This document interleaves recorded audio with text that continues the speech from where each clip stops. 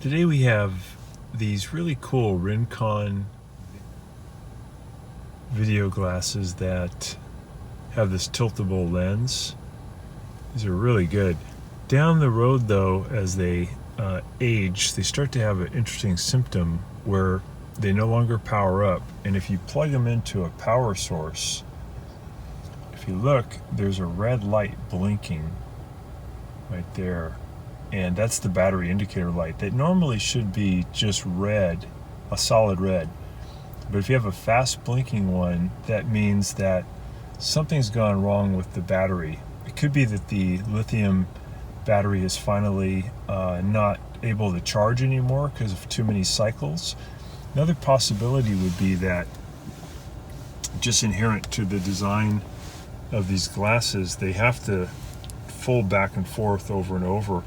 But within this area, there's a red and black wire that bring power from a battery that's right here. This is where the battery lives, on the right side temple, and it goes through a wire along the top area here and goes over to the processor right here. And what could be happening is that over time, this being folded back and forth over and over, or even this one being folded back over and over, creates a weakness in the metal inside the wire, and the wire breaks. And because the wire is broken, when you charge it, it can no longer send energy to this battery, and that's why you get this symptom of a blinking red light. So we're going to go over some things you can do with your Rincons to fix it. These are no longer made, so they're great glasses, but they're no longer really available for replacement. And the company is great. Teton company has an excellent 1-year warranty. They can replace glasses that are malfunctioning like this, but because they're no longer made, they may not even have any to help with the warranty. So this video will show us how to diagnose what's going on with the battery and maybe just replace the battery. It's not hard to get to. There's just a couple of little screws that you remove.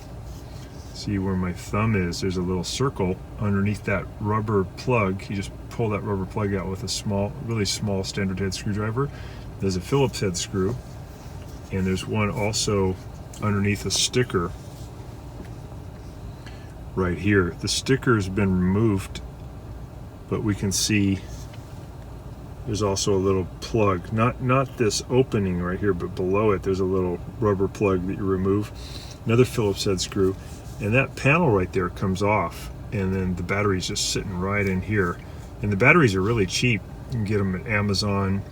We'll make a link down below, but they're only about 20 bucks, and with a new battery that'll most likely get these glasses operating again. And they're my favorite for doing appliance repair because they have this tiltable lens, and they hold a lot of information in the SD card. So I really like these a lot. It's kind of sad they don't make them anymore, but I'm gonna see if I can make these last longer. So the next part of the video will show how to remove this panel and then how to test the battery to see if it's doing okay.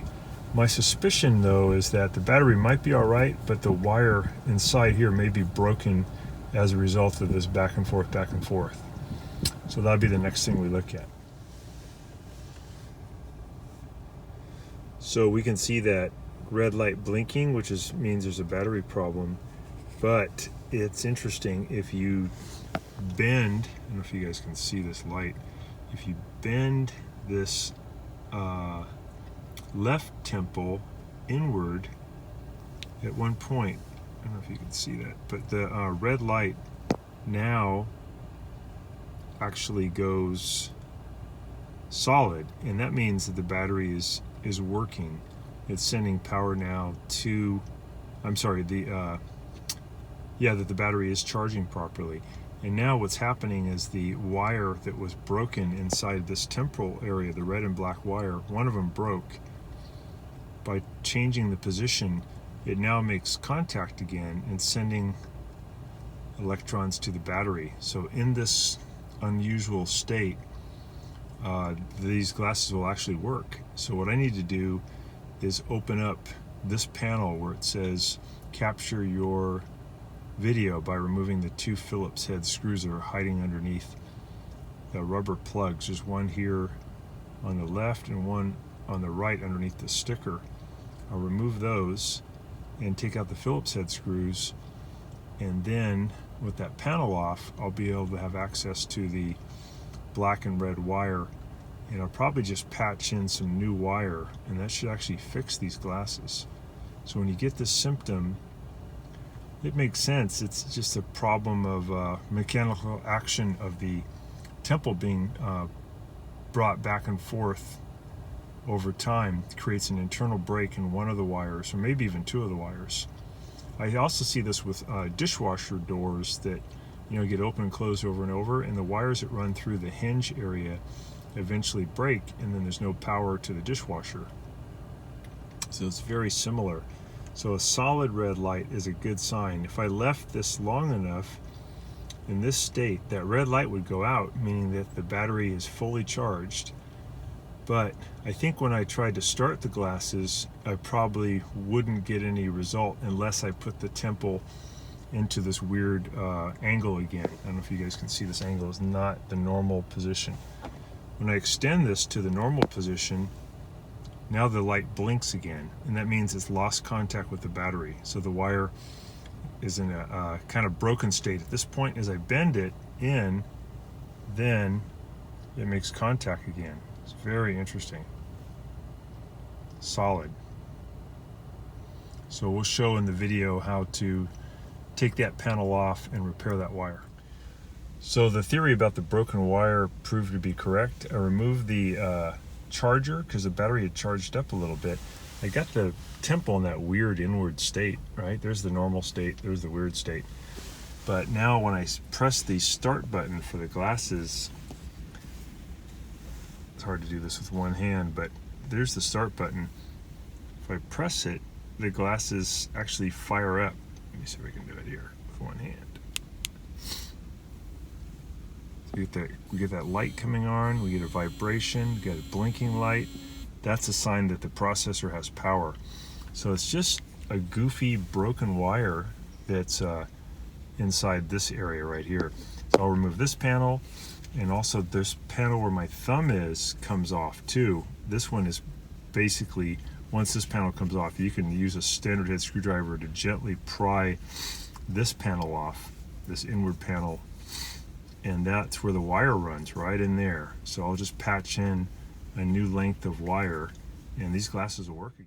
So now we're going to patch in a new length of wire. We've got the panel removed already on the left-hand side, and you'll notice that there's a red and black wire coming from the right to the left, and there's another set of red and black wires. The skinny one is the one that goes to the microphone that's over on the right side, but the thicker red and black wire is the battery wire, and that's bringing power from the right side battery over to the left side processor module, and that's the one we have to fix. So I'm going to clip that thicker red and black wire about right in the middle, right near the nose bridge, and I'm going to patch in some new wire. So I have to pull back a little bit of the insulation, maybe about 1/4 of an inch, to expose the wire, and I'll do that on the red and black wire both.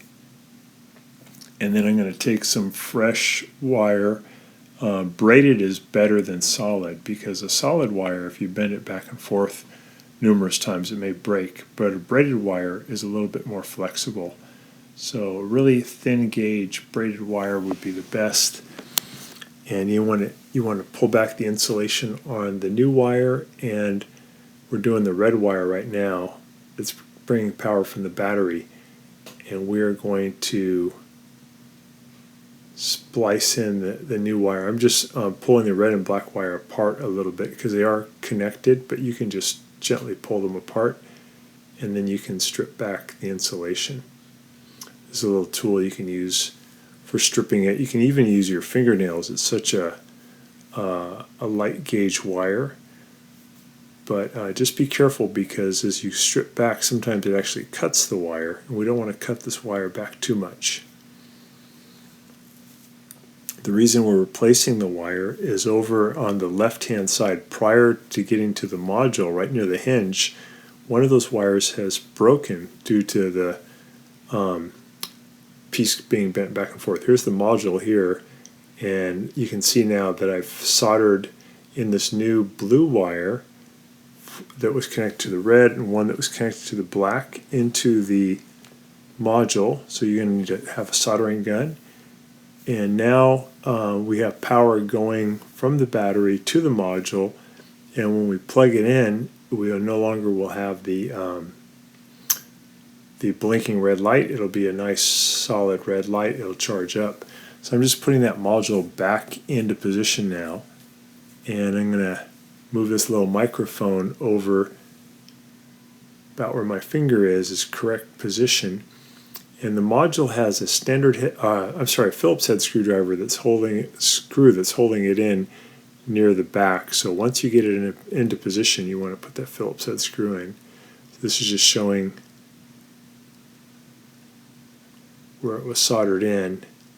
And when you get the module back into position, you want to push it in, because it has to seat against another module in the back. It has to make a connection, and you want to push it in until you almost hear it have a snapping sound that shows that it locked in.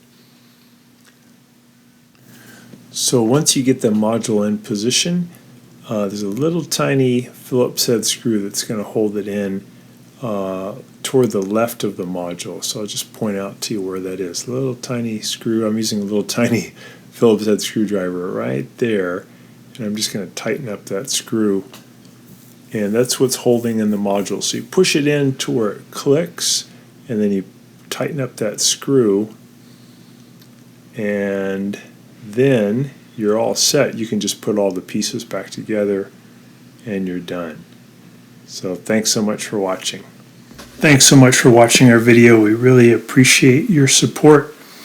And when you get a chance, please press the subscribe button below so you can be subscribed, and also the notification bell so we can send you more videos about appliance repair.